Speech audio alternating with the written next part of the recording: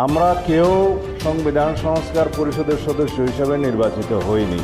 তারেক রহমান তাই এদের মস্করার সবচেয়ে বড় যে অস্ত্র, জুলাই সনদ, জুলাই সনদ, জুলাই সনদ, মুজিববাদী সংবিধান ছুঁড়ে ফেলা, সংবিধান পুনর্গঠন করা, সেকেন্ড রিপাবলিক ঘোষণা করা, এসবের একেবারে গোড়া কেটে দিয়েছেন।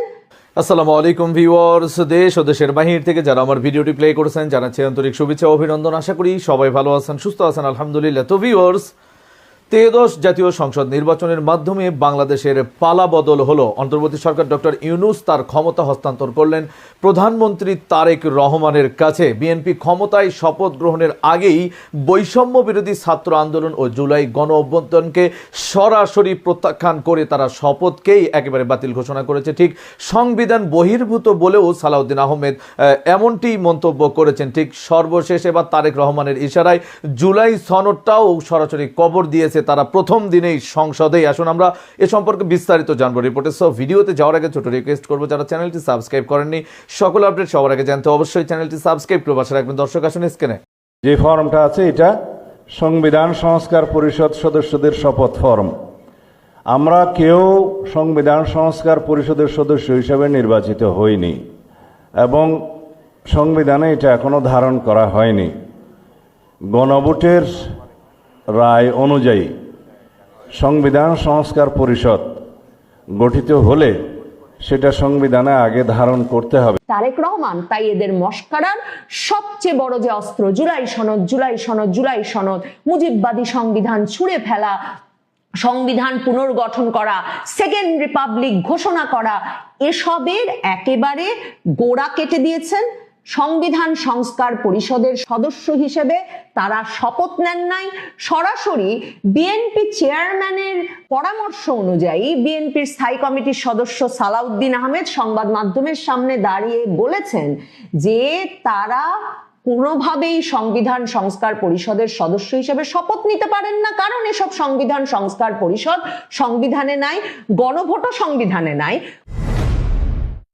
তারেক রহমান নিরঙ্কুশ সংখ্যাগরিষ্ঠতা পাওয়ার পর থেকেই প্রথম রাতে বিড়াল মারা কর্মসূচি গ্রহণ করেছেন, সেটা আমি আপনাদেরকে কদিন ধরেই বলছিলাম। কারণ খুব স্বাভাবিক, জামায়াতে ইসলামী এবং জাতীয় নাগরিক পার্টি ইউনূস সরকারের নামে যারা প্রকৃতপক্ষে 2024-এর আগস্ট থেকে বাংলাদেশের ক্ষমতার কেন্দ্রে অবস্থান করছিল, তাদেরকে ক্ষমতা থেকে না সরিয়ে, তাদেরকে ক্ষমতাচ্যুত না করে যে আরামে, স্থিতিশীলতার সাথে শান্তিতে, স্বস্তিতে সরকার পরিচালনা করা যাবে না, সেটা বিএনপি তারেক রহমান এত ভালো বোঝেন যে তারা প্রথম থেকেই এই জামায়াতে ইসলামী এবং জাতীয় নাগরিক পার্টির ওলট পালট দাবি, আবদার এবং তাদের এটা না করলে ওটা করব না, ওটা না করলে এটা করব না, এসবে যে কর্ণপাত করা যাবে না সে বিষয়টা একদম পরিষ্কার করে দিয়েছেন।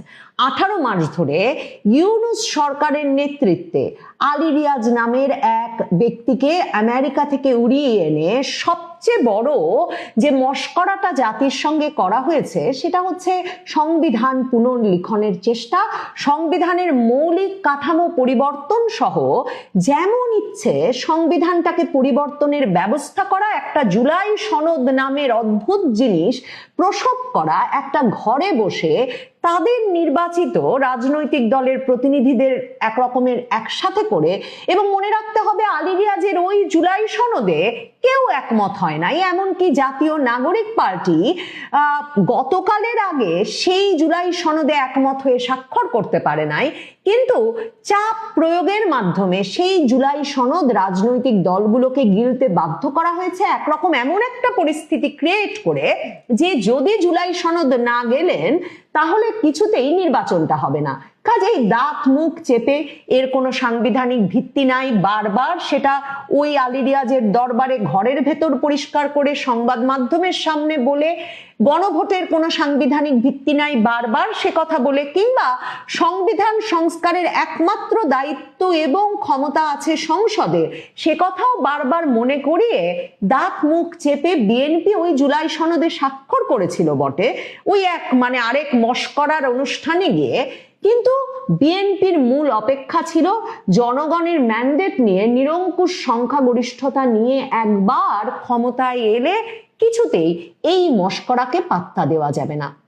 তারেক রহমান সুস্পষ্টভাবে সেই বার্তা দিয়ে শপথ গ্রহণের দিন এমন একটা পরিস্থিতি তৈরি করেছেন যে জামায়াতে ইসলামী জাতীয় নাগরিক পার্টিকে এখন সংসদে ঢুকতে হলে সত্যি তাদের যে দোর্দণ্ড প্রতাপ গত 18 মাসে দেখা গেছে, সেই দোর্দণ্ড প্রতাপ প্রভাব একরকম ভুলে গিয়ে নরম হয়ে মাথা নামিয়ে নির্বাচনে তারা পরাজিত হয়েছেন এবং বিরোধী দলে আছেন। কাজেই সরকারের সংবিধানে কোনো অবদান রাখতে হলে সেটা সংসদের মাধ্যমে রাখতে হবে, মবের মাধ্যমে নয়। সেটা একেবারে ভেতর থেকে উপলব্ধি করে একরকমের মাথা নিচু করে সংসদে ঢোকার ব্যবস্থা করেছেন তারেক রহমান। তারেক রহমানের জন্য এই প্রথম রাতে বিড়াল মারাটা যে কত জরুরি ছিল, একরকম তিনি যেন সেই ম্যান্ডেট নিয়ে সরকারে বসেছেন। কারণ সারা বাংলাদেশ জুড়ে যে মানুষেরা আসলে এই অত্যাচার অনাচারে একেবারে বিপর্যস্ত হয়ে পড়েছিলেন, মানে যারা কিনা কোটা সংস্কার আন্দোলনে তরুণরা সরকারের মানে বিপক্ষে নেমেছেন, সেটা প্রথমে উপলব্ধি করেছেন। তারপর সরকারের আইন শৃঙ্খলা রক্ষা বাহিনীর কঠোর দমনের মুখে তার প্রতিবাদে এই ছাত্রদের পাশে গিয়ে যে সাধারণ মানুষ দাঁড়িয়েছিলেন, তাদের একটা বিরাট অংশ যেমন জানতেন না যে এই সাধারণ ছাত্রদেরকে এবং এই জনশক্তি, এই আন্দোলনের কৌশল সবকিছু পেছন থেকে জামায়াতে ইসলামী এবং ছাত্র শিবির নিয়ন্ত্রণ করেছে।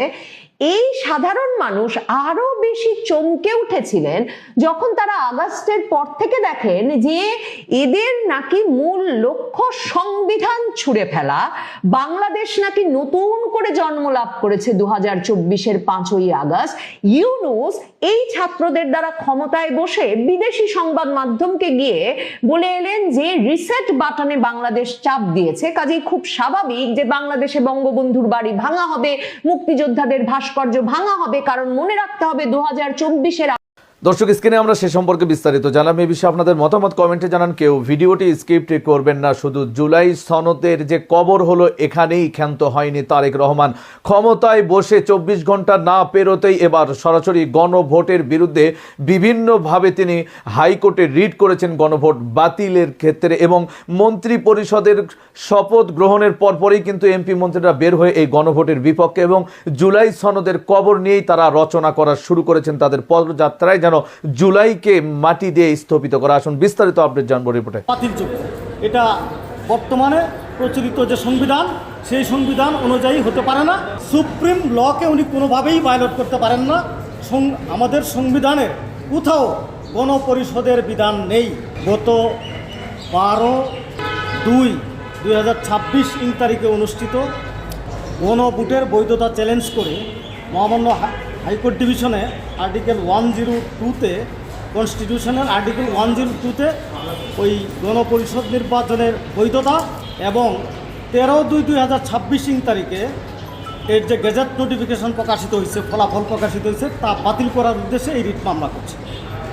মূলত 2024 সালে 8ই আগস্ট ইন্টারিম গভর্নমেন্টের প্রধান, আমাদের মাননীয় প্রধান উপদেষ্টা প্রফেসর মোহাম্মদ ইউনূস, উনি সংবিধানের 106-এর একটা রেফারেন্সের ভিত্তিতে ডক্ট্রিন অফ নেসেসিটির মাধ্যমে উনি ইন্টারিম গভর্নমেন্টের প্রধান হিসেবে দায়িত্ব নিয়েছিলেন। রাষ্ট্রের ডে টু ডে পারফর্ম, যেটা দৈনন্দিন কার্য পরিচালনার জন্য এবং একটি সুষ্ঠু, অবাধ, নিরপেক্ষ, অংশগ্রহণমূলক নির্বাচন আয়োজনের জন্য।